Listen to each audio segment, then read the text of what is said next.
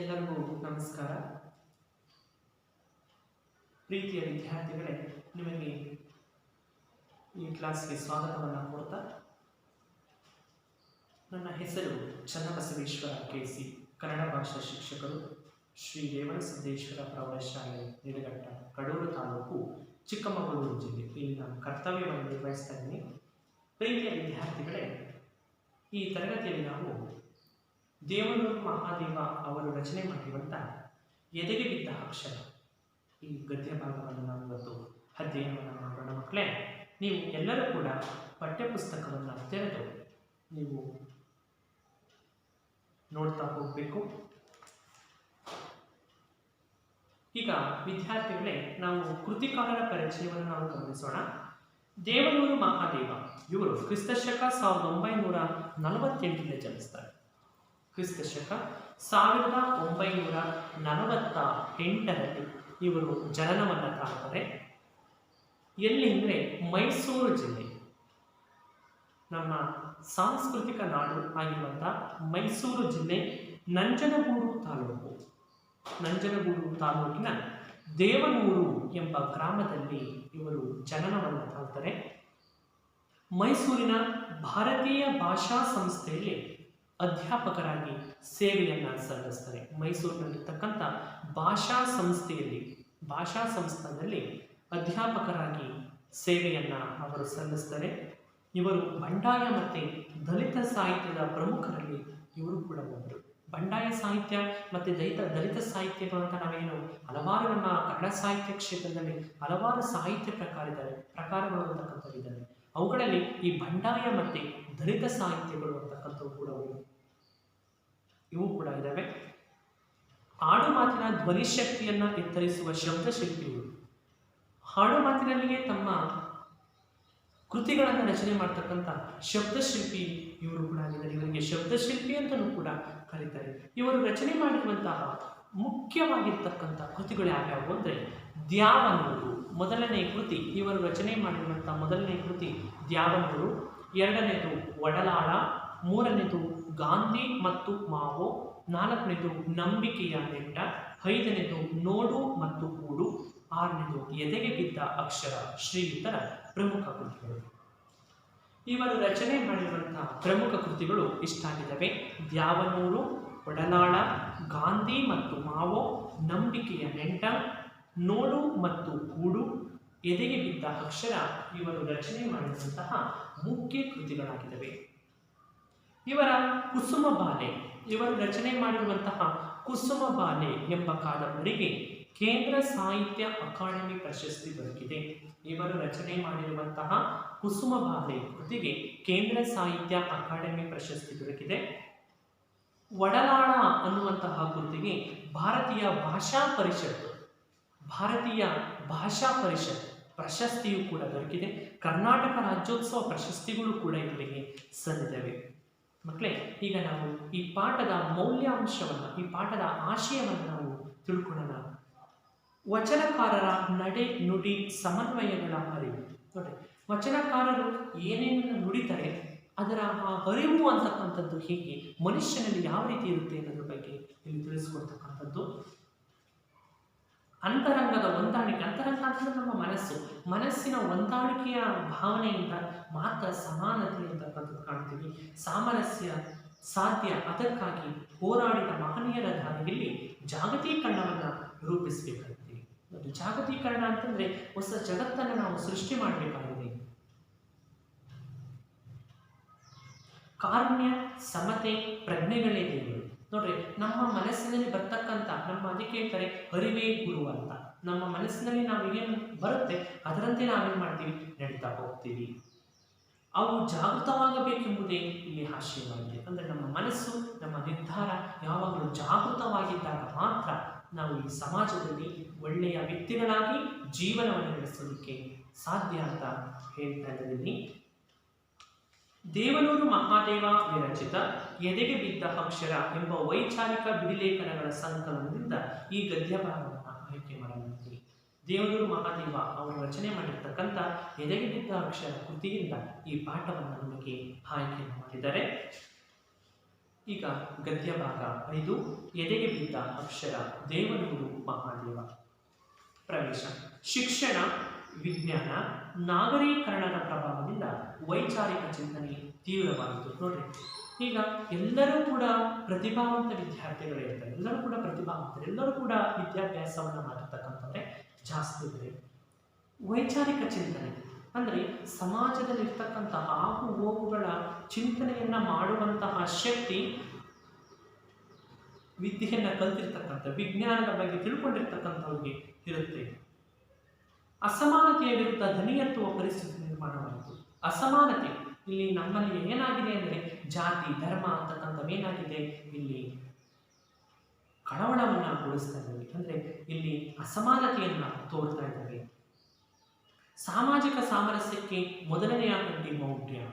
ಅದು ನಮ್ಮಲ್ಲಿರ್ತಕ್ಕಂಥ ಮೌಢ್ಯತೆ ಅಂತಕ್ಕಂಥದ್ದು ಏನಾಗಿದೆ ಅಂದರೆ ಸಾಮಾಜಿಕ ಸಾಮರಸ್ಯಕ್ಕೆ ಅಡಿಪಾಯ ಆಗಿರ್ತಕ್ಕಂಥದ್ದು ಮೌಢ್ಯ. ಮರೆಯಾಗುವವರೆಗೆ ನಮ್ಮಲ್ಲಿರ್ತಕ್ಕಂಥ ಮೌಢ್ಯತೆ ಅಂತಕ್ಕಂಥದ್ದು ಮರೆಯಾಗುವವರೆಗೆ ಸಾಮರಸ್ಯ ಜೀವನ ಅಂತಕ್ಕಂಥದ್ದು ಇಲ್ಲಿ ಬರಲ್ಲ, ಕನಸಾಗಿಯೇ ಉಳ್ಕೊಂಡಿರುತ್ತೆ. ಸಾಮರಸ್ಯ ಜೀವನ ಅಂದರೆ ಹೊಂದಾಣಿಕೆಯ ಜೀವನ ಅಂತಕ್ಕಂಥದ್ದು ಇಲ್ಲಿ ಕನಸಾಗಿಯೇ ಉಳ್ಕೊಳ್ಳುತ್ತೆ. ವಚನಕಾರರ ಸಂದೇಶಗಳನ್ನು ನಾವು ನಡೆನುಡಿಗಳಲ್ಲಿ ಅನ್ವಯಿಸಿಕೊಂಡು ಅರಿವು ಮೂಡಿಸಿಕೊಂಡು ದ್ವೇಷ ಅಸೂಯೆಗಳನ್ನು ತೊರೆದು ಸಮಷ್ಟಿಯ ಒಳಿತಿಗಾಗಿ ಸಾಮರಸ್ಯದ ನೆಲೆಯಲ್ಲಿ ಬದುಕನ್ನು ರೂಪಿಸಿಕೊಂಡಲ್ಲಿ ಸಮಾಜದ ಸ್ವಾಸ್ಥ್ಯ ಸ್ಥಿರಗೊಳ್ಳಬಹುದೆಂಬುದು ಇನ್ನ ಆಶಯ.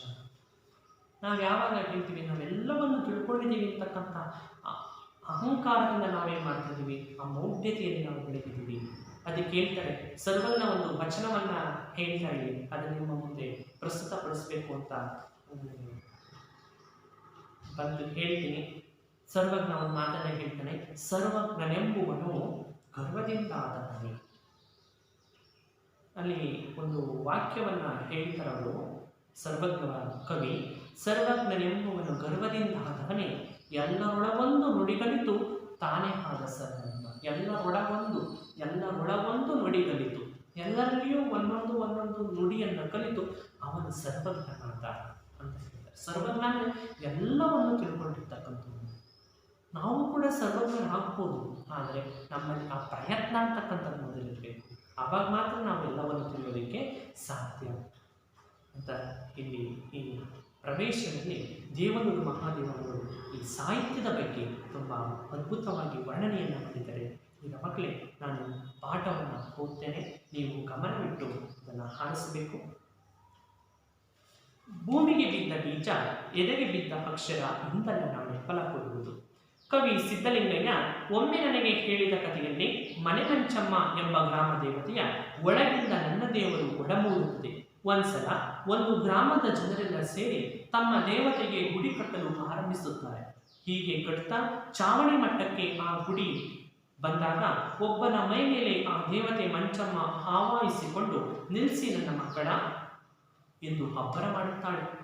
ಆ ಹಬ್ಬರಕ್ಕೆ ಜನ ತಮ್ಮ ಕೆಲಸ ನಿಲ್ಲಿಸಿ ಕಕ್ಕಾಬಿಕ್ಕಿಯಾಗಿ ನೋಡುತ್ತಿರಲು ಆ ದೇವತೆ ಹಾಗೂ ಆ ಜನರ ನಡುವೆ ಮಾತುಕತೆ ನಡೆಯುತ್ತೆ. ಏನ್ರಯ್ಯ, ಏನ್ ಮಾಡ್ತಾ ಇದ್ದೀರಿ? ದಿನಕ್ಕೊಂದು ಗುಡಿಮನೆ ಕಟ್ತಾ ಇದ್ದೀವಿ ತಾಯಿ. ಓಹೋ, ನನಗೆ ಗುಡಿಮನೆ ಕಟ್ತಾ ಇದ್ದೀರೋ? ಹಾಗಾದರೆ ನಿಮಗೆಲ್ಲ ಮನೆ ಉಂಟ ನನ್ನ ಮಕ್ಕಳ? ನನಗಿಲ್ಲ ತಾಯಿ. ಅಲ್ಲೊಬ್ಬ ಹೇಳ್ತಾನೆ, ಹಾಗಾದರೆ ಎಲ್ಲರಿಗೂ ಮನೆ ಆಗುವವರೆಗೂ ನನಗೂ ಮನೆ ಬೇಡ. ಹೀಗೆಂದ ಮಂಚಮ್ಮ ದೇವಿ ಮನೆ ಮಂಚಮ್ಮನಾಗುತ್ತಾಳೆ. ಚಾವಣಿ ಇಲ್ಲದ ಗುಡಿಯಲ್ಲಿ ತಾಯಿ ಮಂಚಮ್ಮ ಮನೆ ಮಂಚಮ್ಮ ಎಂದು ಪೂಜಿತಳಾಗುತ್ತಿದ್ದಾಳೆ. ಈ ರೀತಿ ಚಾವಣಿ ಇಲ್ಲದ ಗುಡಿಯಲ್ಲಿ ಕಾರುಣ್ಯ ಸಮತಿಯ ಬುದ್ಧನನ್ನು ಇಟ್ಟರೆ ಅದೇ ನನ್ನ ದೇವರಾಗುತ್ತದೆ. ಮೊನ್ನೆ ಒಂದು ಪುಸ್ತಕ ಓದುತ್ತಾ ಇದ್ದೆ, ಶಿವಾನುಭವ ಶಬ್ದಕೋಶ ಪುಸ್ತಕದ ಹೆಸರು. ಅಳಕಟ್ಟಿಯವರು ಬರೆದ ಪುಸ್ತಕ. ಅರಿವು ಜ್ಞಾನದ ಬಗ್ಗೆ ಅವರು ಹೇಳಿರೋದು ನೋಡಿ ನನಗೆ ಸುಸ್ತಾಗೋಯಿತು. ವಚನಕಾರರ ದೃಷ್ಟಿಯಲ್ಲಿ ಅರಿವು ಅಂದರೆ ತನ್ನಷ್ಟಕ್ಕೆ ತಾನು ಇರುವ ಕೇವಲ ತಿಳುವಳಿಕೆ. ಜ್ಞಾನ ಮಾತ್ರ ಅಲ್ಲ, ಅದು ಕ್ರಿಯೆಯ ಅನುಭವದಿಂದ ಒಡಮೂಡುವುದು. ಅದು ಕೇಳಿ ತಿಳಿದುದಲ್ಲ, ಕ್ರಿಯೆಯಲ್ಲಿ ಮೂಡಿದ ತಿಳುವಳಿಕೆ. ಅದು ತರ್ಕವಲ್ಲ, ನಡೆಯಿಂದ ನುಡಿ ಹುಟ್ಟಿದರೆ ಅದು ಅರಿವು. ಈಗ ನನ್ನ ಮನಸ್ಸು ಅರಿವಿಗಾಗಿ ಕಂಡ ಕಡೆ ಇದುವರೆಗೆ ಭಾರತೀಯ ಪರಂಪರೆಯಲ್ಲಿ ಈ ಸುಟ್ಟುಕೊಂಡು ಬರುವ ಅರಿವು ಯಾರ್ಯಾರಿಗಿದೆ, ಎಲ್ಲೆಲ್ಲಿಗಿದೆ ಹುಡುಕಾಡಲಿದೆ. ಮತ್ತೆ ಇನ್ನೊಂದು ವಚನಕಾರರು ತಮ್ಮ ಸುತ್ತಮುತ್ತ ಇರುವ ದೇವರುಗಳನ್ನು ದೇವರು ಅಂದುಕೊಂಡಿರಲಿಲ್ಲ. ಪ್ರತಿಯೊಬ್ಬ ವಚನಕಾರರಿಗೂ ಅವರವರದೇ ಇಷ್ಟದೈವ, ಅಂದರೆ ಅವರಿಗೆ ಅವರವರ ಪ್ರಜ್ಞೆಯೇ ದೇವರಾಗಿತ್ತು. ಈ ರೀತಿ ಪ್ರಜ್ಞೆಯನ್ನು ದೇವರು ಅಂತ ಅಂದುಕೊಂಡರೆ ಸುಡುವ ಬೆಂಕಿಯನ್ನು ನೆತ್ತಿ ಮೇಲೆ ಇಟ್ಟುಕೊಂಡಂತಾಗುತ್ತದೆ. ತಮ್ಮ ಪ್ರಜ್ಞೆ ಮುಂದೆ ಸುಳ್ಳು ಹೇಳೋಕ್ಕಾಗಲ್ಲ, ಅದೇ ಕಷ್ಟ ಆಗೋದು. ಇತರೆ ದೇವರಿಗಾದರೆ ಯಾವುದೇ ಉಗ್ರ ದೇವತೆ ಇರಲಿ, ಏನೋ ಸ್ವಲ್ಪ ಹೊಟ್ಟೆ ಒಳಕ್ಕೆ ಹಾಕು ಅಂತ ಸುಳ್ಳು ಪಳ್ಳು ಹೇಳಿಬಿಡಬಹುದು. ಆದರೆ ಪ್ರಜ್ಞೆ ಮುಂದೆ ಇದು ನಡೆಯಿತು. ಈ ಇಕ್ಕಟ್ಟಿಗೆ ವಚನಕಾರರು ಮುಖಾಮುಖಿಯಾದರು ಎಂದು ಕಾಣಿಸುತ್ತದೆ.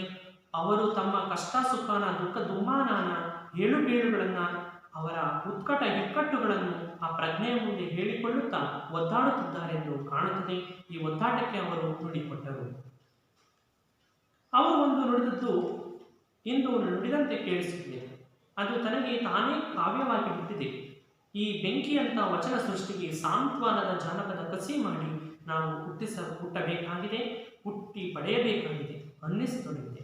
ಬುದ್ಧನ ಕಾರುಣ್ಯ ನನ್ನ ಮನದೊಳಗೆ ಕೂತ ಬಗೆಯನ್ನು ಒಂದು ಉದಾಹರಣೆಯಿಂದ ಹೇಳಲು ಪ್ರಯತ್ನಿಸಿದೆ. ಇತ್ತೀಚೆಗೆ ಶಿವಮೊಗ್ಗದ ಡಾಕ್ಟರ್ ಅಶೋಕ ಪೈ ಮನೋವೈದ್ಯರು ಅವರು ಮೈಸೂರಿಗೆ ಬಂದಿದ್ದರು. ಅವರು ಮನಸ್ಸಿನ ಬಗ್ಗೆ ನಡೆದಿರುವ ಒಂದು ಸಂಶೋಧನಾ ಸತ್ಯವನ್ನು ಹೇಳಿದರು. ಏನೆಂದರೆ, ಕೆಲವು ಜನ ಒಂದು ಕೊಠಡಿಯಲ್ಲಿ ಕುಳಿತು ಟೆಲಿವಿಷನ್ ನೋಡುತ್ತಿದ್ದಾರೆ ಎಂದಿಟ್ಟುಕೊಳ್ಳೋಣ. ಇನ್ನೊಂದಿಷ್ಟು ಜನ ಇದರ ಅರಿವಿಲ್ಲದೆ ಇನ್ನೊಂದು ಪಕ್ಕದ ಕೊಠಡಿಯಲ್ಲಿ ಏನೋ ಮಾತುಕತೆಯಾಡುತ್ತಾ ತಮ್ಮಷ್ಟಕ್ಕೆ ತಾವಿರುವರು ಎಂದಿಟ್ಟುಕೊಳ್ಳೋಣ.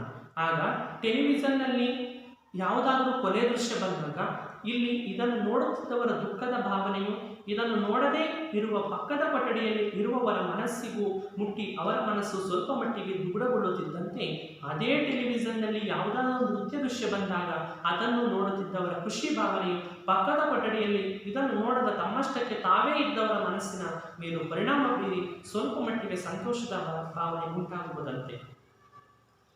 ಈ ನಿಜ ಏನನ್ನು ಹೇಳುತ್ತದೆ? ಯಾವ ಜೀವಿಯೂ ತನ್ನಷ್ಟಕ್ಕೆ ತಾನಿಲ್ಲ ಎಂದು ಹೇಳುತ್ತದೆ.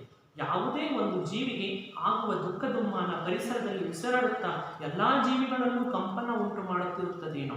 ಈ ಅನುಕಂಪನ ಇಡೀ ಜೀವ ಸಂಕುಲವನ್ನೇ ಒಂದು ಎಂದು ಹೇಳುತ್ತದೆ. ಬುದ್ಧನ ಕಾರುಣ್ಯ ಇಲ್ಲಿಂದಲೇ ಮೂಡಿಬರಬಹುದು. ಕೊಲೆ, ಸುಲಿಗೆ, ದ್ವೇಷ, ಅಸೂಯೆಗಳಿಂದ ಕ್ಷೋಭೆಗೊಂಡು ನರಳುತ್ತಿರುವ ಜಗತ್ತು ಅದು ಘಾಸಿಗೊಳಿಸುವುದು ತನ್ನ ಆಳದ ಒಳ ಸಮಷ್ಟಿ ಮನಸ್ಸನ್ನೇ. ಈ ಸಮಷ್ಟಿ ಮನಸ್ಸಲ್ಲಿ ಎಲ್ಲರೂ ಇರುತ್ತಾರೆ. ನಾವು ಮನುಷ್ಯರು ನಮ್ಮೊಳಗೆ ಮೂರ್ಛಾವಸ್ಥೆಯಲ್ಲಿರುವ ಕಾರುಣ್ಯವನ್ನು ಎಚ್ಚರಗೊಳಿಸಬೇಕಾಗಿದೆ. ಈ ಎಳೆ ಹಿಡಿದು ಜಾಗತೀಕರಣವನ್ನು ರೂಪಿಸಬೇಕಾಗಿದೆ. ಆಗ ಮಾತ್ರವೇ ಅದು ಜಾಗತೀಕರಣ. ಪ್ರೀತಿಯ ಮಕ್ಕಳೇ, ನಾನು ಪದ್ಯದ ಅರ್ಥವನ್ನು ಹೇಳ್ತಾ ಹೋಗ್ತೀನಿ. ನೀವು ಅಲ್ಲಿ ಬರುವಂತಹ ಕ್ಲಿಷ್ಟ ಪದಗಳನ್ನು ನಾನು ಬರೆದಾಗ ನೀವು ಅದನ್ನು ಬರೆದು ನೋಟ್ ಮಾಡಿಕೊಳ್ಬೇಕಾಗುತ್ತೆ.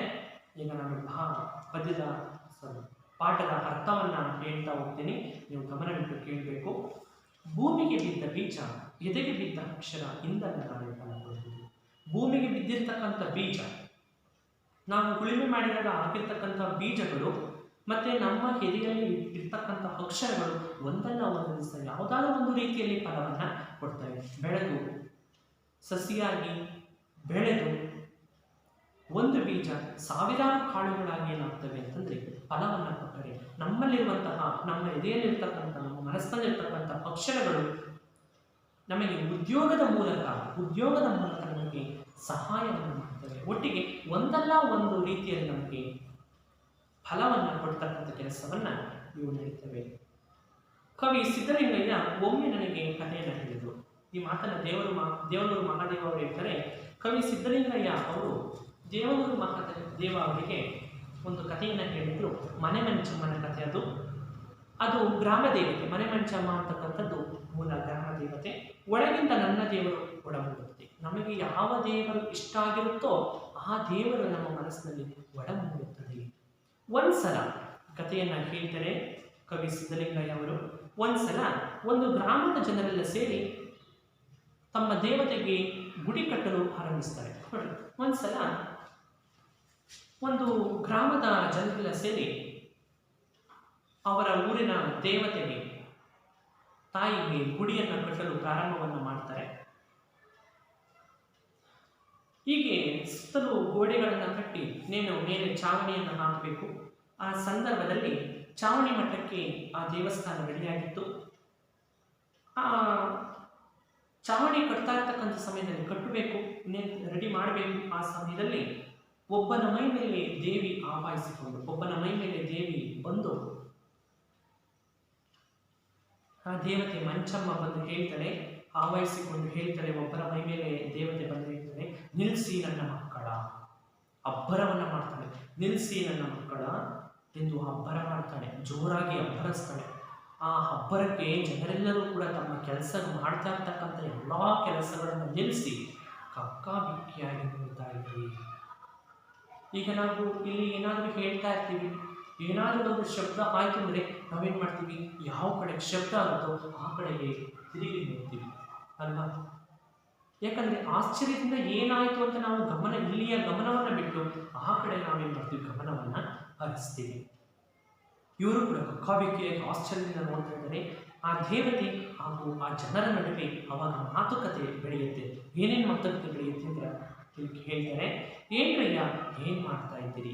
ಆ ದೇವಿ ಅವನ ಒಬ್ಬರ ಮೈ ಮೇಲೆ ಆವರಿಸಿಕೊಂಡು ಬಂದಿದ್ದಲ್ಲ, ಅವರು ಹೇಳ್ತಾರೆ ಏನಂತ, ಏನ್ರಯ್ಯ ಏನು ಮಾಡ್ತಾ ಇದ್ದೀರಿ ಅಂತ ದೇವಿ ಕೇಳಿದಾಗ ಆ ಜನರು ಹೇಳ್ತಾರೆ, ನಿನಗೊಂದು ಗುಡಿಮನೆ ಕಟ್ತಾ ಇದ್ದೀವಿ ತಾಯಿ, ನಿನಗೆ ಒಂದು ಗುಡಿಮನೆಯನ್ನು ಕಟ್ತಾ ಇದ್ದೀವಿ ತಾಯಿ. ಅವಾಗ ದೇವಿ ಹೇಳ್ತಾಳೆ, ಓಹೋ ನನಗೆ ಗುಡಿಮನೆ ಕಟ್ತಾ ಇದ್ದೀರೋ, ಓಹೋ ನನಗೆ ಗುಡಿಮನೆ ಕೊಡ್ತಾ ಇದ್ದೀರೋ, ಹಾಗಾದರೆ ನಿಮಗೆಲ್ಲ ಮನೆ ಉಂಟ ನನ್ನ ಮಕ್ಕಳ? ಆದರೆ ನಿಮಗೆಲ್ಲರಿಗೂ ಮನೆ ಇದೆಯಾ ನನ್ನ ಮಕ್ಕಳ? ಸ್ವಂತ ಮನೆ ಇದೆಯಾ ನನ್ನ ಮಕ್ಕಳ ಅಂತಂದಾಗ ಅಲ್ಲೊಬ್ಬ ಹೇಳ್ತಾನೆ, ನನಗಿಲ್ಲ ತಾಯಿ. ಅಲ್ಲೊಬ್ಬ ಹೇಳಿ, ನನಗೆ ಸ್ವಂತ ಮನೆ ಅಂತಕ್ಕಂಥದ್ದು ಇಲ್ಲ ತಾಯಿ. ಅಲ್ಲೊಬ್ಬ ಹೇಳ್ತಾನೆ, ಹಾಗಾದರೆ ಎಲ್ಲರಿಗೂ ಮನೆ ಆಗುವವರೆಗೆ ನನಗೂ ಮನೆ ಬೇಡ ಅಂತ ದೇವಿ ಹೇಳ್ತಾಳೆ. ಏನಂತ, ನಿಮಗೆಲ್ಲರಿಗೂ ಸ್ವಂತ ಮನೆ ಆಗುವವರೆಗೆ ನನಗೂ ಕೂಡ ಮನೆ ಅನ್ನುವುದು ಬೇಡ. ಹೀಗೆ ಹೇಳಿರ್ತಕ್ಕಂಥ ಮಂಚಮ್ಮ ದೇವಿ ಅವತ್ತಿನಿಂದ ಇವತ್ತಿನವರೆಗೂ ಮನೆ ಮಂಚಮ್ಮನಾಗುತ್ತಾಳೆ. ಮಂಚಮ್ಮ ದೇವಿ ಏನಾಗ್ತಾಳೆ, ಚಾವಣಿ ಇಲ್ಲದ ಗುಡಿಯಲ್ಲಿರುವಂತಹ ಮಂಚಮ್ಮ ದೇವಿ ಏನಾಗ್ತಾಳೆ, ಅವತ್ತಿನಿಂದ ಇವತ್ತಿನವರೆಗೆ ಹೇಳ್ತಿ ಮಕ್ಕಳೇ, ಮನೆ ಮಂಚಮ್ಮನಾಗುತ್ತಾಳೆ. ಚಾವಣಿ ಇಲ್ಲದ ಗುಡಿಯಲ್ಲಿ ತಾಯಿ ಮಂಚಮ್ಮ, ಮನೆ ಮಂಚಮ್ಮ ಎಂದು ಪೂಜಿಸಲಾಗುತ್ತದೆ. ಅಲ್ಲಿ ಅವತ್ತಿನಿಂದ ಇವತ್ತಿನವರೆಗೂ ಆ ಮನೆ ಮಂಚಮ್ಮ ಏನು ಮಾಡ್ತಾ ಇದ್ದಾಳೆ, ಆ ಚಾವಣಿ ಇಲ್ಲದ ಗುಡಿಯಲ್ಲಿಯೇ ಪೂಜೆಯನ್ನ ಕೈಗೊಳ್ತಾ ಇದ್ದಾಳೆ. ಈ ರೀತಿ ಇಲ್ಲದ ಗುಡಿಯಲ್ಲಿ, ಈ ರೀತಿ ಚಾವಣಿ ಇಲ್ಲದೆ ಇರ್ತಕ್ಕಂಥ ಗುಡಿಯಲ್ಲಿ ಕಾರುಣ್ಯ ಸಮತಿಯ ಬುದ್ಧನನ್ನು ಇಟ್ಟರೆ ಅದೇ ನನ್ನ ದೇವರಾಗುತ್ತದೆ. ಆ ಚಾವಣಿ, ಮೇಲ್ಚಾವಣಿ ಇಲ್ಲದೆ ಇರ್ತಕ್ಕಂಥ ಈ ದೇವಸ್ಥಾನದಲ್ಲಿ, ಗುಡಿಯಲ್ಲಿ ಬುದ್ಧನನ್ನ ಇಟ್ಟರೆ ಅದೇ ನನ್ನ ದೇವರಾಗುತ್ತೆ. ಅಂದರೆ ನಮ್ಮ ಮನಸ್ಸಿನಲ್ಲಿ ನಾವು ಯಾವ ದೇವರನ್ನ ಸ್ಮರಣೆ ಮಾಡ್ಕೊತೀವೋ ಅದೇ ನಮ್ಮ ಪಾಲಿಗೆ ದೇವರಾಗಿರುತ್ತದೆ. ಅವರ ಪಾಲಿಗೆ ಅದು ದೇವರು. ಯಾರ ಪಾಲಿಗೆ? ದೇವನೂರು ಮಹಾದೇವ ಅವರ ಪಾಲಿಗೆ ಅದು ದೇವರಾಗಿರುತ್ತೆ. ನಮ್ಮ ಪಾಲಿಗೆ ನಾವು ನಮ್ಮ ಮನಸ್ಸಿನಲ್ಲಿ ಯಾವ ದೇವರನ್ನು ಇಟ್ಕೊಂಡಿರ್ತೀವಿ ಅದು ನಮ್ಮ ಪಾಲಿಗೆ ದೇವರಾಗಿರುತ್ತದೆ. ಮತ್ತೆ ಮುಂದುವರೆದು ಹೇಳ್ತಾರೆ, ದೇವನೂರು ಮಹಾದೇವ ಅವರು ಹೇಳ್ತಾರೆ, ಮೊನ್ನೆ ಒಂದು ಪುಸ್ತಕ ಓದುತ್ತಾ ಇದ್ದೆ. ಇವರು ಮೊನ್ನೆ ಒಂದು ಪುಸ್ತಕವನ್ನು ಓದ್ತಾ ಇದ್ರು. ಅದರ ಹೆಸರು ಶಿವಾನುಭವ ಶಬ್ದಕೋಶ. ಆ ಪುಸ್ತಕದ ಹೆಸರು ಶಿವಾನುಭವ ಶಬ್ದಕೋಶ ಅಂತ. ಇದನ್ನು ಬರೆದಿರ್ತಕ್ಕಂಥವ್ರು ಯಾರು? ಹಳಕಟ್ಟಿಯವರು. ಶಿವಾನುಭವ ಶಬ್ದಕೋಶ ಪುಸ್ತಕವನ್ನು ಬರೆದವರು ಯಾರು? ಹಳಕಟ್ಟಿಯವರು ಅದನ್ನು ರಚನೆಯನ್ನು ಮಾಡಿದ್ರು. ಅರಿವು ಮತ್ತು ಜ್ಞಾನದ ಬಗ್ಗೆ ಅವರು ಹೇಳಿರೋದು ನನಗೆ ನೋಡಿ ಸುಸ್ತಾಗೋದು. ಶಿವಾನುಭವ ಶಬ್ದಕೋಶದಲ್ಲಿ ಹೇಳಿದರೆ ಅರಿವು ಮತ್ತು ಜ್ಞಾನದ ಬಗ್ಗೆ ಇಲ್ಲಿ ತಿಳಿಸ್ಕೊಟ್ಟಿದ್ದಾರೆ. ಅದನ್ನು ಓದಿದಂತಹ ನನಗೆ ಸುಸ್ತಾಗೋಯಿತು ಅಂತ ಹೇಳಿ ದೇವನೂರು ಮಹಾದೇವ ಅವರು ಹೇಳ್ತಾರೆ. ಯಾವುದ್ರ ಬಗ್ಗೆ ಬರ್ತಾರೆ ಮಕ್ಕಳೇ? ಅವರು ಅರಿವು ಮತ್ತು ಜ್ಞಾನದ ಬಗ್ಗೆಯಲ್ಲಿ ತುಂಬ ವಿಚಿತ್ರವಾಗಿ, ತುಂಬ ಸೌಂದರ್ಯವಾಗಿ ವರ್ಣನೆಯನ್ನು ಮಾಡಿದ್ದಾರೆ. ಅರಿವು ಮತ್ತು ಜ್ಞಾನದ ಬಗ್ಗೆ ವರ್ಣನೆಯನ್ನು ಮಾಡಿದ್ದಾರೆ. ಅದನ್ನು ಓದಿದ ನನಗೆ ತುಂಬ ಸುಸ್ತಾಗೋಯಿತು ಅಂತ ದೇವನೂರು ಮಹಾದೇವ ಹೇಳ್ತಾ ಇದ್ದಾರೆ. ವಚನಕಾರನ ದೃಷ್ಟಿಯಲ್ಲಿ ಅರಿವು ಎಂದರೆ ತನ್ನಷ್ಟಕ್ಕೆ ತಾನು ಇರುವ ಕೇವಲ ತಿಳುವಳಿಕೆ. ಅರಿವು ಅಂದರೆ ಅವರ ತಿಳುವಳಿಕೆ ಅಂತ ವಚನಕಾರರು ಹೇಳ್ತಾರೆ. ವಚನಕಾರರು ಯಾರಲ್ಲಿ? ಅಲ್ಲಮಪ್ರಭಾಗಿರ್ಬೋದು, ಬಸವಣ್ಣ ಆಗಿರ್ಬೋದು, ಅಕ್ಕ ಮಹಾದೇವಿ ಆಗಿರ್ಬೋದು ಅಲ್ವಾ? ಇವರೆಲ್ಲರೂ ಕೂಡ ಹೇಳ್ತಾರೆ ಅರಿವು ಅಂತಂದರೆ ತಿಳುವಳಿಕೆ ಅಂತ ವಚನಕಾರರು ಒಂದ್ ಕಡೆ ಹೇಳ್ತಾರೆ. ಜ್ಞಾನ ಮಾತ್ರ ಅಲ್ಲ, ಅದು ಕ್ರಿಯೆಯ ಅನುಭವದಿಂದ ಒಳಗುವುದು. ಈ ಅರಿವು ಅಂತಕ್ಕಂಥದ್ದು ಬರೀ ಜ್ಞಾನದಿಂದ ಅಲ್ಲ, ನಾವು ಮಾಡುವ ಕೆಲಸದಿಂದ ನಮಗೆ ಅರಿವು ಅಂತಕ್ಕಂಥದ್ದು ಬರುತ್ತೆ ಅಲ್ವಾ. ಇದು ಸತ್ಯ. ಯಾವ ರೀತಿ ಸತ್ಯ ಆಗುತ್ತೆ ಮಕ್ಕಳೇ ಅಂದರೆ, ಈಗ ನಾವು ಒಂದು ಹೊಲದಲ್ಲಿ ಉಳುಮೆಯನ್ನು ಮಾಡ್ತಾ ಇರ್ತೀವಿ. ನನಗೆ ಉಳುಮೆಯನ್ನು ಮಾಡಕ್ಕೆ ಬರುತ್ತೆ, ನನ್ನ ತಮ್ಮನಿಗೆ ಉಳುಮೆಯನ್ನು ಮಾಡೋದಕ್ಕೆ ಬರಲ್ಲ. ಇಲ್ಲಾಂದರೆ ನನ್ನ ತಂದೆಗೆ ಉಳುಮೆಯನ್ನು ಮಾಡಕ್ಕೆ ಬರುತ್ತೆ, ನನಗೆ ಉಳುಮೆಯನ್ನು ಮಾಡೋದಕ್ಕೆ ಹೊಲ ಹೆಂಗೆ ಬೇಸಾಯ ಮಾಡೋದು ಹೆಂಗೆ ಉಳುಮೆ ಮಾಡೋದು ಹೆಂಗೆ ಅಂತ ನನಗೆ ಗೊತ್ತಿಲ್ಲ.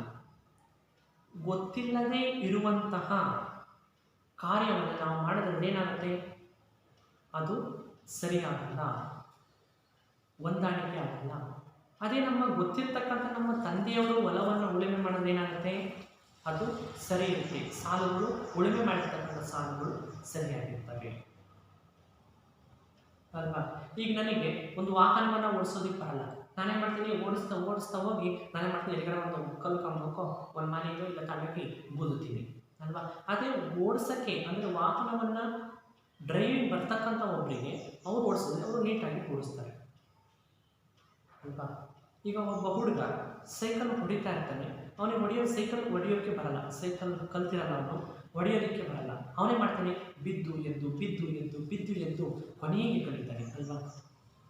ಅಲ್ಲಿ ಕ್ರಿಯೆ ಇರಬೇಕು. ಅಯ್ಯೋ ನನಗೆ ಬರಲ್ಲ ಅಂತ ನಾವೇನು ಮಾಡಬಾರ್ದು, ಅದನ್ನು ಕೈ ಬಿಡಬಾರ್ದು. ನಾವು ಶ್ರಮವನ್ನು ಹಾಕಬೇಕಲ್ಲ.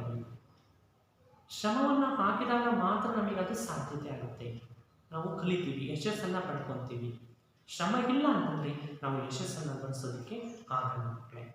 ಅದಕ್ಕೆ ಹೇಳ್ತೇನೆ, ಅವನು ಆ ಹುಡುಗ ಏನು ಮಾಡ್ತಾನೆ ಅಂದರೆ ಒಂದ್ಸರಿ ಬೀಳ್ತಾನೆ, ಮತ್ತೆ ಎದ್ದು ಕಲಿತಾನೆ, ಮತ್ತೆ ಬೀಳ್ತಾನೆ, ಗಾಯ ಮಾಡ್ಕೊತಾನೆ, ಮತ್ತೆ ಎದ್ದು ಮತ್ತೆ ಅದನ್ನು ಲೆಕ್ಕಿಸದೆ, ಗಾಯವನ್ನು ಲೆಕ್ಕಿಸದೆ ಏನು ಮಾಡ್ತಾನೆ, ಅವನು ಕಲಿತಾ ಹೋಗ್ತಾನೆ ಅಲ್ವಾ. ಹೀಗೆ ಬಿದ್ದು ಎದ್ದು ಏನು ಮಾಡ್ತಾನೆ ಅಂದರೆ ಸೈಕಲನ್ನು ಕಲ್ತಾಗ ಅವನಿಗೆ ಸೈಕಲ್ ತಾನೇ ಚಿತ್ರಕ್ಕೆ ಹೊಡೆಯೋದಕ್ಕೆ ಬರುತ್ತೆ. ಅವನೇ ಒಬ್ಬನೇ ತುಳಿತಾನೆ ಸೈಕಲನ್ನು. ಅಂದರೆ ಅದು ತಿಳುವಳಿಕೆ ಇರಬೇಕು. ಇದು ಒಂದು ತಿಳುವಳಿಕೆ. ಕೆಲಸ ಇಲ್ಲದೆ ಜ್ಞಾನ ಅಂತಕ್ಕಂಥದ್ದು ನಮ್ಮ ಕೈಗೆ ಸಾಧ್ಯ ಇಲ್ಲ. ಅದನ್ನು ಇಲ್ಲಿ ವಚನಕಾರರು ಹೇಳ್ತಾರೆ, ಅದು ಕೇಳಿ ತಿಳಿದುದಲ್ಲ, ಕ್ರಿಯೆಯಲ್ಲಿ ಮೂಡಿದ ತಿಳುವಳಿಕೆ. ಅದು ಬರೀ ನೋಡಿ ಕಲಿಯೋದಲ್ಲ. ಈಗ ಸೈಕಲ್ ನನಗೆ ಬರಲ್ಲಪ್ಪ, ಈಗ ಒಬ್ಬ ಹುಡುಗನಿಗೆ ಸೈಕಲ್ ಹೊಡೆಯಕ್ಕೆ ಬರಲ್ಲ, ಇನ್ನೊಬ್ಬ ಬೇರೆ ಯಾರನ್ನು ಹೊಡಿತಾ ಇರ್ತಾನೆ, ಅವ್ನು ನೋಡಿ ಇವನು ಹೊಡೆಯಕ್ಕೆ ಬರಲ್ಲ ಅಲ್ವಾ. ಅವನು ಕೂಡ ಅದನ್ನು ಅನುಭವಿಸ್ಬೇಕು. ಬಿದ್ದು ಪೆಟ್ಟು ಮಾಡಿಕೊಂಡು ಮತ್ತೆ ಅವನೇನು ಮಾಡಬೇಕು, ಅದರಲ್ಲಿ ಒಳಗಾದಾಗ ಮಾತ್ರ, ಅದನ್ನು ಪ್ರಯತ್ನ ಪಟ್ಟಾಗ ಮಾತ್ರ ಅವನು ಸೈಕಲನ್ನು ಕಲಿಯೋದಕ್ಕೆ ಸಾಧ್ಯ ಆಗುತ್ತೆ. ಅದು ತರ್ಕವಲ್ಲ, ನಡೆಯಿಂದ ನುಡಿ ಹುಟ್ಟಿದರೆ ಪದವಿವು. ನಾವು ಮಾತಾಡ್ತಕ್ಕಂಥ ಮಾತುಗಳು, ನಾವು ನಡೀತಕ್ಕಂಥ ರೀತಿ ಸರಿ ಇದ್ದಾಗ ಮಾತ್ರ ನಾವೇನು ಮಾಡ್ತೀವಿ, ಈ ಲೋಕದಲ್ಲಿ ಮುಕ್ತಿಯನ್ನು ಹೊಂದ್ತೀವಿ ಅನ್ನೋದ್ರ ಬಗ್ಗೆ ಅರಿವು ನಮ್ಮಲ್ಲಿ ಚೆನ್ನಾಗಿರುತ್ತೆ ಅನ್ನೋದ್ರ ಬಗ್ಗೆ ಏನು ಮಾಡ್ತೀವಿ ಅಂತಂದರೆ ಈ ಪಾಠದಲ್ಲಿ ನಾವು ಗಮನಿಸ್ತೀವಿ. ಈಗ ಮತ್ತೊಂದು ರೀತಿಯಲ್ಲಿ ವಚನಕಾರರು ಹೇಳ್ತಾರೆ, ನಮ್ಮ ಸುತ್ತಮುತ್ತ ಇರುವ ದೇವರುಗಳನ್ನು ದೇವರು ಅಂದುಕೊಂಡಿಲ್ಲ. ವಚನಕಾರರು ಇಲ್ಲಿ ಹೇಳ್ತಾರೆ, ನಮ್ಮ ಮನೆಯ ಸುತ್ತಮುತ್ತ ಇರ್ತಕ್ಕಂಥ ದೇವಸ್ಥಾನಗಳನ್ನು ನಾವು ದೇವರು ಅಂತ ಭಾವಿಸ್ತೀವಿ, ನಮ್ಮ ಮನೆ ದೇವರು ಅಂತ ನಾವು ಭಾವಿಸ್ತೀವಿ. ಅವರಿಗೆ ಪ್ರತ್ಯೇಕವಾಗಿರ್ತಕ್ಕಂಥ ದೇವರು ಇರಲಿಲ್ಲ. ಯಾರಿಗೆ? ವಚನಕಾರರಿಗೆ ಇರಲಿಲ್ಲ. ಅವರಿಗೆ ಅವರದೇ ಆಗಿರ್ತಕ್ಕಂಥ ಇಷ್ಟ ದೈವ. ಈಗ ನಮಗೆ ಆಗಿರ್ತಕ್ಕಂಥ ಇಷ್ಟ ದೈವ, ಇನ್ನೊಬ್ಬರಿಗೆ ಆಗಿ ಅವರಿಗೆ ಯಾವ ದೇವರು ಇಷ್ಟ ಆಗುತ್ತೆ ಅದು ಇಷ್ಟ ದೈವ, ಇನ್ನೊಬ್ಬರು ದೇವರು ಇಷ್ಟ ಆಗುತ್ತೆ ಅದು ಇಷ್ಟ ದೈವ ಅಲ್ವಾ. ಈ ಉದಾಹರಣೆಗೆ ಅಕ್ಕ ಮಹಾದೇವಿ ಅಂತ ತಗೊಂಡ್ರೆ ಚನ್ನಮಲ್ಲಿಕಾರ್ಜುನ ತುಂಬ ಇಷ್ಟ ದೈವ ಆಗಿತ್ತು ಅಲ್ವಾ. ಈಗ ಬಸವಣ್ಣವರಿಗೆ ಕೂಡಲ ಸಂಗಮ ದೇವ ಇಷ್ಟ ಆಗಿತ್ತು, ಅವನು ಇಷ್ಟ ದೈವ ಆಗಿದ್ದ. ಈ ರೀತಿಯಾಗಿ ಒಬ್ಬೊಬ್ಬ ವಚನಕಾರರಿಗೂ ಕೂಡ ತಮ್ಮದೇ ಆಗಿರುವಂತಹ ಇಷ್ಟ ದೇವತೆಗಳು ಇದ್ದು, ಅವರಿಗೆ ಅವರವರ ಪ್ರಜ್ಞೆಯ ದೇವರಾಗಿತ್ತು. ಪ್ರಜ್ಞೆ ಅಂತಂದರೆ ಅರಿವು.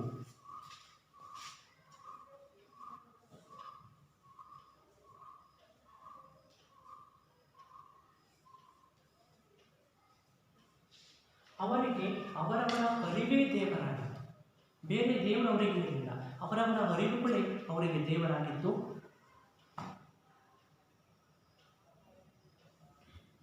ಈ ರೀತಿ ಪ್ರಜ್ಞೆಯನ್ನು ದೇವರು ಅಂತ ಅಂದುಕೊಂಡ್ರೆ ಸುಡುವ ಬೆಂಕಿ ಕೊಳ್ಳಿಯನ್ನು ನೆತ್ತಿ ಮೇಲೆ ಇಟ್ಕೊಂಡಂಗೆ ನೋಡಿ. ನಮ್ಮ ಅರಿವು ನಮಗೆ ದೇವರು ಅಂತ ನಾವು ಭಾವಿಸ್ಕೊಂಡ್ರೆ ಸುಡುವ ಬೆಂಕಿ ಕೊಳ್ಳನ್ನು ತಮ್ಮ ತಲೆ ಮೇಲೆ ಇಟ್ಕೊಂಡು ಸುಟ್ಕೊಂಡಂಗೆ. ಈಗ ನನಗೆ ಒಂದು ಅರಿವು ಬರುತ್ತಪ್ಪ, ನನ್ನ ಮನಸ್ಸಿನಲ್ಲಿ ನನ್ನ ಬುದ್ಧಿಗೆ ಬೇರೆ ಬುದ್ಧಿನೇ ಅರಿವೇ ಬುದ್ಧಿ. ನಮ್ಮ ತಲೆಯಲ್ಲಿ ಏನು ಓಡುತ್ತೆ ಅದೇ ಅರಿವು, ಅದೇ ಬುದ್ಧಿ, ಅದೇ ಜ್ಞಾನ. ನನಗೆ ಒಂದು ಅರಿವು ಓಡುತ್ತೆ, ಯಾರ ಮನೆಗಾರ ಹೋಗಿ ಕಳ್ತನ ಮಾಡಬೇಕು ಅನ್ನೋ ಒಂದು ಅರಿವು ಬರುತ್ತೆ. ನಾನು ಕಳ್ತನ ಮಾಡಿದ ನನ್ನ ಬುದ್ಧಿ ನನಗೆ ನನ್ನ ಅರಿವೇ ದೇವರು ಅಂತ ನಂಬಿಕೊಂಡು ನನಗೆ ಕಳ್ತನ ಮಾಡಬೇಕು. ನನ್ನ ಮನಸ್ಸಿನಲ್ಲಿ ಕಳ್ತನ ಮಾಡೋ ಬುದ್ಧಿ ಬರೀತಿ ಹೋಗಿ ಅಂತ ಕಳ್ತನ ಮಾಡೋಕ್ಕಾಗಲ್ಲ. ಕಳ್ತನ ಮಾಡಿದ್ರೆ ಏನು ಮಾಡ್ತಾರೆ, ಹಿಡ್ಕೊಂಬಂದು ಎಲ್ಲರೂ ತರುತ್ತಾರೆ ಅಲ್ವಾ, ಹೋಗ್ತಾರೆ. ಅದೇ ರೀತಿ ನಮ್ಮ ಅರಿವೇ ದೇವರು ಅಂತ ನಾವು ಹೇಳುವಾಗಿಲ್ಲ. ಅರಿವೇ ದೇವರು ಅಂತ ನಂಬ್ಕೊಂಡ್ರೆ ಸುಡೋ ಬೆಂಕಿಕೊಳ್ಳನ್ನು ಏನು ಮಾಡ್ದಂಗೆ ನಮ್ಮ ತಲೆ ಮೇಲೆ ಇಟ್ಕೊಂಡು ನಾವೇ ಸುಟ್ಕೊಂಡಂಗೆ ಅದೇ ಕಷ್ಟ ಆಗೋದು. ತಮ್ಮ ಪ್ರಜ್ಞೆ ಮುಂದೆ ಸುಳ್ಳು ಹೇಳೋಕ್ಕಾಗಲ್ಲ. ನೋಡಿ, ಬೇರೆ ದೇವರುಗಳ ಹತ್ರ ಬೇರೆ ಜನರ ಹತ್ರ ನಾವು ಸುಳ್ಳು ಹೇಳಿ ಅವರನ್ನು ನಂಬಿಸ್ಬೋದು. ಆದರೆ ನಮ್ಮ ಪ್ರಜ್ಞೆ, ನಮ್ಮ ಮನಸ್ಸಿನ ಮುಂದೆ ನಾವು ಸುಳ್ಳನ್ನು ಹೇಳೋಕ್ಕಾಗಲ್ಲ. ನಾವೇನು ಮಾಡಿ ಕೆಲಸ ಮಾಡಿದ್ದೀವಿ, ನಾನೇನು ಕೆಲಸ ಮಾಡಿದ್ದೀನಿ ಅಂತ ನನಗೆ ಗೊತ್ತು, ಬೇರೆಯವರಿಗೆ ಗೊತ್ತಿರುತ್ತಾ? ಇಲ್ಲ. ನಾನೇನು ಕಳ್ತನ ಮಾಡಿದ್ದೀನ? ಕಳ್ತನ ಮಾಡಿದರೆ ನನಗೆ ಗೊತ್ತಿರುತ್ತೆ. ಅವ್ರ ಹತ್ರ ಬೇರೆ ಹತ್ರ ನಾನು ಆಡಿಸ್ಬೋದು, ನಾನು ಕಳ್ತನೇ ಮಾಡಿಲ್ಲ ಅಂತ ಆಡಿಸ್ಬೋದು. ನಾನೇನೋ ಒಂದು ದೊಡ್ಡದಾಗಿರ್ತಕ್ಕಂಥ ಬೃಹದಾಕಾರವಾಗಿರ್ತಕ್ಕಂಥ ಸುಳ್ಳನ್ನು ಹೇಳಿರ್ತೀನಿ ಬೇರೆ ಹತ್ರ. ಉದಾಹರಣೆಗೆ ಹೇಳ್ತಾ ಇದ್ದೀನಿ, ಸುಳ್ಳನ್ನು ಹೇಳಿರ್ತೀನಿ. ಇನ್ನೊಬ್ಬರ ಹತ್ರ ನಾನು ಹೋಗಿ ಅವ್ರು ನನ್ನ ಕೇಳಿದಾಗ ಇಲ್ಲಪ್ಪ ನಾನು ಸುಳ್ಳನ್ನೇ ಹೇಳಿಲ್ಲ ಅಂತ ನಾವು ವಾದಿಸ್ಬೋದು. ಆದರೆ ನಮ್ಮ ಪ್ರಜ್ಞೆಯ ಮುಂದೆ ಹೌದು ನಾನು ಸುಳ್ಳು ಹೇಳಿದ್ದೀನಿ ಅನ್ನೋದು ನಿಜಾಂಶ ಯಾರಿಗೆ ಗೊತ್ತಿರುತ್ತೆ? ನಮ್ಮ ಆತ್ಮಗಳಿಗೆ ಗೊತ್ತಿರುತ್ತೆ, ನಮ್ಮ ಮನಸ್ಸಿಗೆ ಗೊತ್ತಿರುತ್ತೆ. ನಮ್ಮ ಮನಸ್ಸಿಗೆ ನಾವು ಯಾವತ್ತೂ ಕೂಡ ಸುಳ್ಳು ಹೇಳೋಕ್ಕಾಗಲ್ಲ ಅಂತ ದೇವರು ಮಹಾದೇವರು ಹೇಳ್ತಾರೆ.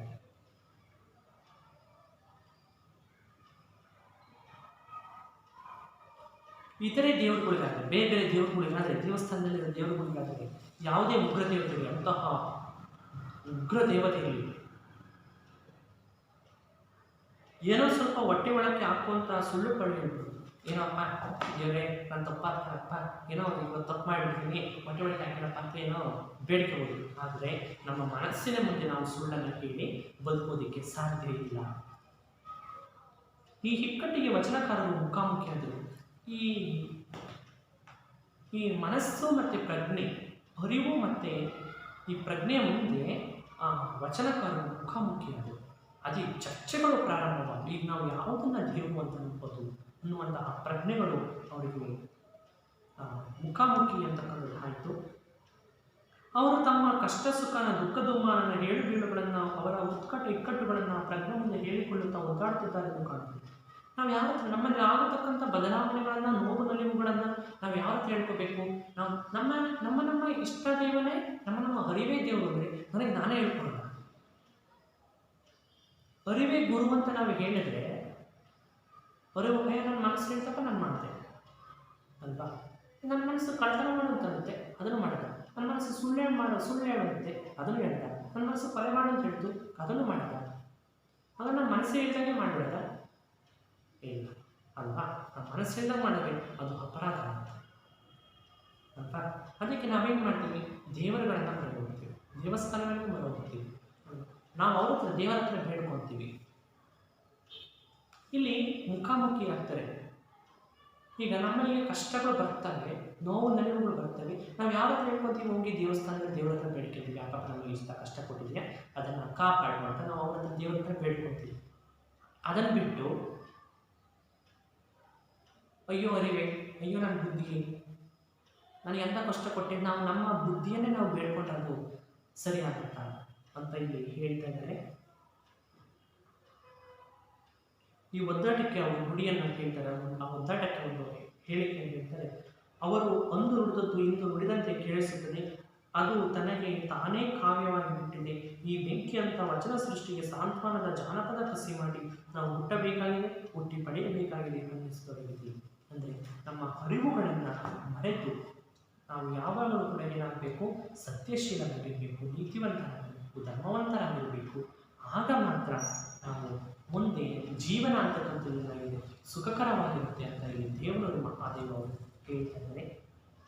ಈ ಬುದ್ಧನ ಕಾರುಣ್ಯ ನನ್ನ ಮನದೊಳಗೆ ಕೂತ ಬಗೆಯನ್ನು ಒಂದು ಉದಾಹರಣೆಯೊಂದಿಗೆ ವಿವರಿಸ್ತೀನಿ ಅಂತ ಇಲ್ಲಿ ದೇವರು ಮಹಾದೇವರು ಉದಾಹರಣೆಯನ್ನು ಹೇಳ್ತಾರೆ.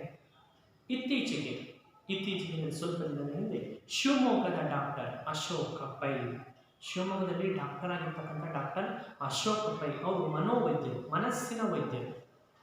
ಅವರು ಮೈಸೂರಿಗೆ ಬಂದಿದ್ದರು. ಅವರು ಮನಸ್ಸಿನ ಬಗ್ಗೆ ನಡೆಯುತ್ತಿರುವ ಒಂದು ಸಂಶೋಧನಾ ಸತ್ಯವನ್ನು ನನ್ನ ಹತ್ರ ಹೇಳಿದರು ಅಂತ ದೇವೇಂದ್ರ ಮಹಾದೇವ್ ಹೇಳ್ತಾರೆ. ಅವರು ಒಂದ್ಸರಿ ಮೈಸೂರಿಗೆ ಹೋಗಿದ್ರಂತೆ. ಅವ್ರು ಮೈಸೂರಿಗೆ ಬಂದಾಗ ಮನಸ್ಸಿನ ಒಂದು ಭಾವನೆಯನ್ನು ಇಲ್ಲಿ ವ್ಯಕ್ತಪಡಿಸ್ತಾ ಹೇಳ್ತಾರೆ. ಕೆಲವು ಜನ ಒಂದು ಕೊಠಡಿಯಲ್ಲಿ ಕುಳಿತು ಟೆಲಿವಿಷನ್ ನೋಡ್ತಿದ್ದಾರೆ.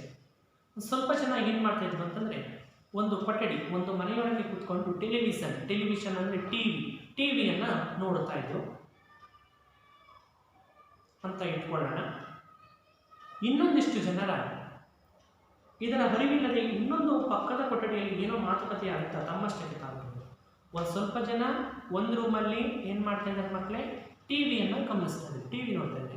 ಇನ್ನೊಂದು ಸ್ವಲ್ಪ ಜನ ಏನು ಮಾಡ್ತಾ ಇದ್ದಾರೆ, ಟಿವಿಯನ್ನು ನೋಡ್ತಾ ಇಲ್ಲ, ಅವರು ಅವರವರದೇ ಲೋಕದಲ್ಲಿ ಅವರವರು ಏನು ಮಾಡ್ತಿದ್ದಾರೆ, ಮಾತುಕತೆಗಳನ್ನು ಆಡ್ತಿದ್ದಾರೆ. ಒಂದು ಸ್ವಲ್ಪ ಜನ ಕೂತ್ಕೊಂಡು ಮಾತಾಡ್ತಾ ಇದ್ದಾರೆ, ಅವರು ಟಿವಿಯನ್ನು ಗಮನಿಸಿಲ್ಲ ಅಂತ ಇಟ್ಕೊಳ್ಳೋಣ. ಇನ್ನೊಂದಿಷ್ಟು ಜನ ಆಗ ಟೆಲಿವಿಷನ್ನಲ್ಲಿ ಯಾವುದಾದರೂ ಕೊಲೆ ದೃಶ್ಯ ಬಂದಾಗ ಈ ಟಿವಿಯನ್ನು ನೋಡ್ತಾ ಇರ್ತಾರಲ್ಲ, ಆ ಟಿವಿಯನ್ನು ನೋಡ್ತಾ ಇರ್ತಕ್ಕಂಥ ಸಮಯದಲ್ಲಿ ಕೊಲೆ ಮಾಡುವಂತಹ ಒಂದು ದೃಶ್ಯ ಬಂದಾಗ ಟಿವಿಯಲ್ಲಿ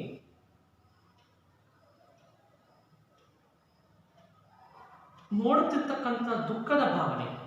ಈಗ ಟಿವಿಯನ್ನು ನೋಡ್ತಾ ಇರ್ತಾರೆ, ಈ ಟಿವಿಯನ್ನು ನೋಡ್ತಾ ಇರ್ತಕ್ಕಂಥ ಸಮಯದಲ್ಲಿ ಏನಾಗುತ್ತೆ ಅಂದರೆ, ಏನಾದರೂ ಒಂದು ಕೊಲೆಯನ್ನು ಏನಾದ್ರು ಮಾಡ್ತಕ್ಕಂಥ ಸಮಯದಲ್ಲಿ ನೋಡ್ತಾ ಇರ್ತಕ್ಕಂಥ ನಾವು ಮನಸ್ಸಿಗೆ ಹೆದರಿಕಾಗಿರ್ತಿದ್ವಿ ಅಲ್ವಾ. ಈ ಟಿವಿನೇ ನೋಡದೇ ಇರ್ತಕ್ಕಂಥ ಜನರ ಮನಸ್ಸಿನಲ್ಲಿ ಅವ್ರೇನೂ ಇಲ್ಲ, ಅವ್ರು ಗೊತ್ತಿಲ್ಲ, ಸುಮ್ಕಿರ್ತಾರೆ, ಅವ್ರಿಗೇನು ಗೊತ್ತಿರೋದಿಲ್ಲ.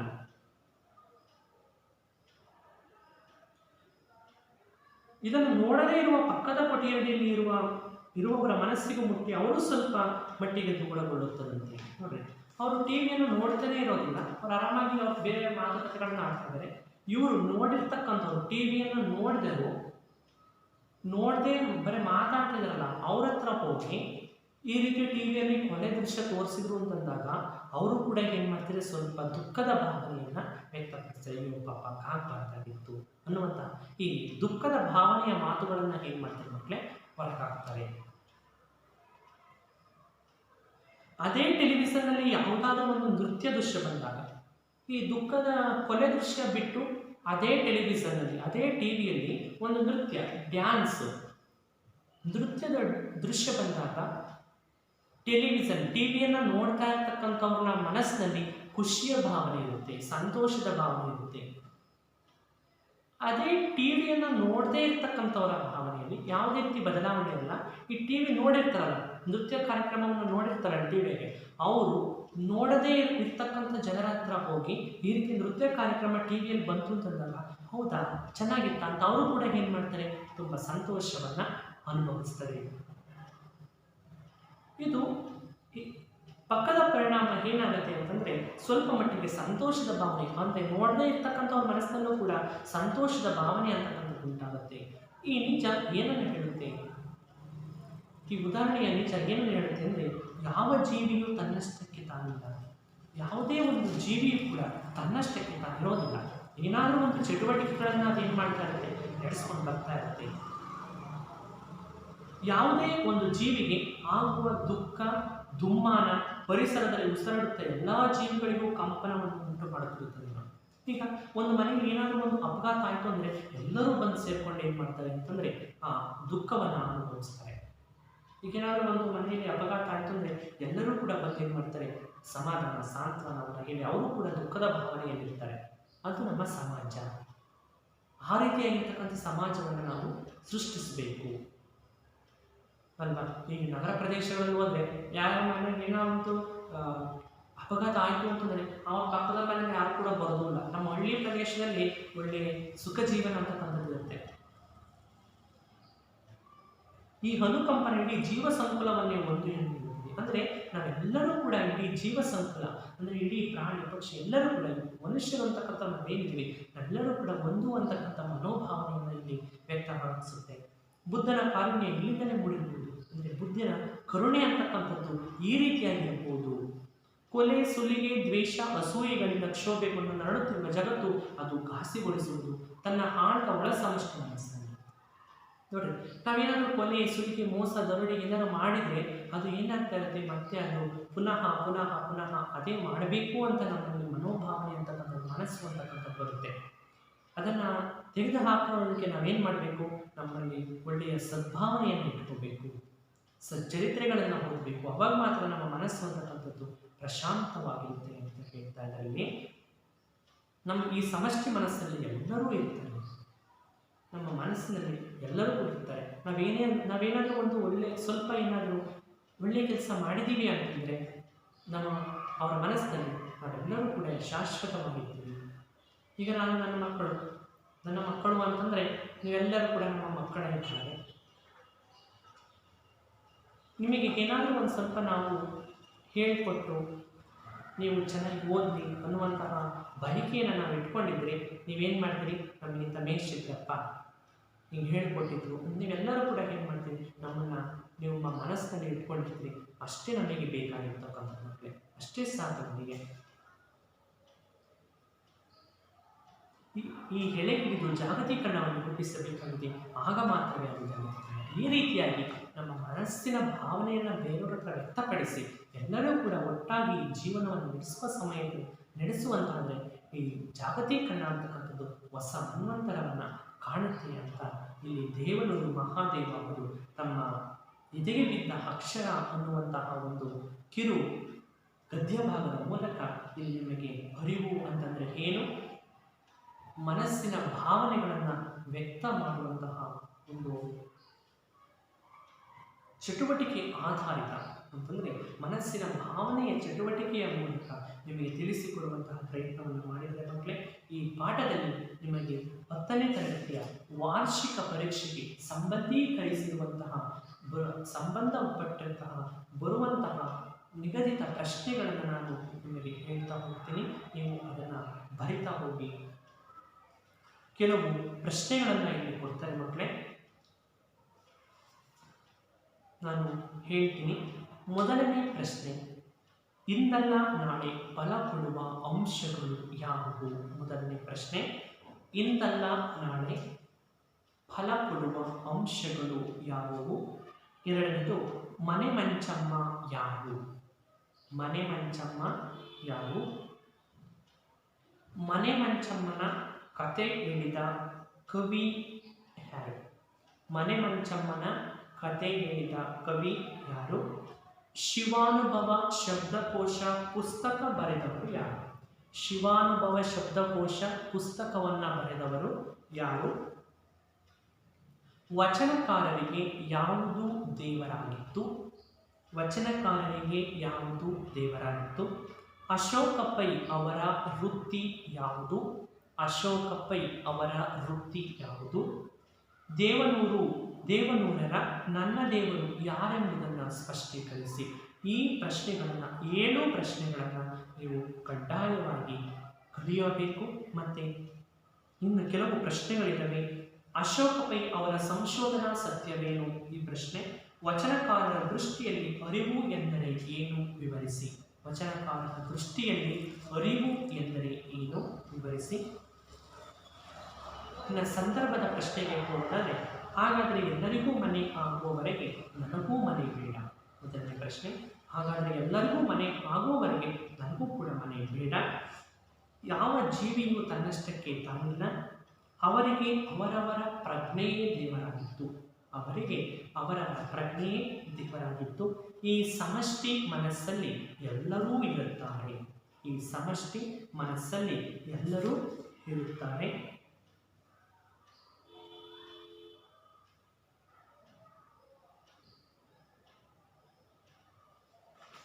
ಇಷ್ಟು ಪ್ರಶ್ನೆಗಳು SSLC ವಾರ್ಷಿಕ ಪರೀಕ್ಷೆಗೆ ಸಂಬಂಧೀಕರಿಸಿರ್ತಕ್ಕಂಥ ಬಹು ಸಂಭವನೀಯ ಪ್ರಶ್ನೆಗಳಾಗಿವೆ. ಈ ಪ್ರಶ್ನೆಗಳನ್ನು ನೀವು ಕಲಿತು ಉತ್ತರ ಪತ್ರಿಕೆಯಲ್ಲಿ ಬರೆದು ನಿಮ್ಮ ಶಿಕ್ಷಕರಿಗೆ ತೋರಿಸಬೇಕು. ಈ ಪ್ರಶ್ನೆಗಳನ್ನು ನೀವು ಕಲಿತರೆ ಮುಂದೆ SSLC ವಾರ್ಷಿಕ ಪರೀಕ್ಷೆಯಲ್ಲಿ ಅತಿ ಹೆಚ್ಚು ಅಂಕಗಳನ್ನು ಗಳಿಸುವುದರ ಮೂಲಕ ನೀವು ಯಶಸ್ಸನ್ನು ಗಳಿಸ್ತೀರ ಅಂತ ಹೇಳ್ತಾ ಈ ಪಾಠವನ್ನು ಇಲ್ಲಿ ಮುಕ್ತಾಯಗೊಳಿಸ್ತೇನೆ. ಎಲ್ಲರಿಗೂ ನಮಸ್ಕಾರ.